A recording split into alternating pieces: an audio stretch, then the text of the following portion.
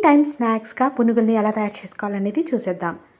దానికోసం ఇక్కడ సన్నగా తరిపెట్టుకున్న పచ్చిమిర్చి ముక్కలు, సన్నగా తరిపెట్టుకున్న ఉల్లిపాయ ముక్కలు, కొంచెం కరివేపాకుని సన్నగా తరిపెట్టుకొని వీటిలన్నింటినీ దోసపిండిలోకి యాడ్ చేసుకొని చిటికెడు ఉప్పు, పసుపు, జీలకర్ర వేసి వీటిల్ని బాగా మిక్స్ చేసుకొని ఇప్పుడు పునుగుల ప్యాన్ని ప్రీహీట్ చేసుకొని దీంట్లో కొంచెం ఆయిల్ని స్ప్రెడ్ చేసుకోవాలి.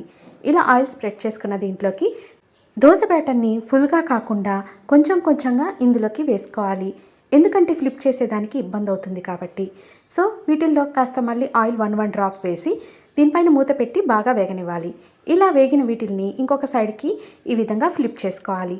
వీటిలన్నింటినీ ఈ విధంగా ఇలా టర్న్ చేసుకొని ఈ సైడ్ కూడా బాగా వేయించుకోవాలి. దానికోసం 1 స్పూన్ ఆయిల్ లైట్గా ఇట్లా వేసుకొని తర్వాత ఇవి బాగా వేగిన తర్వాత సర్వ్ చేసేసుకోవడమే.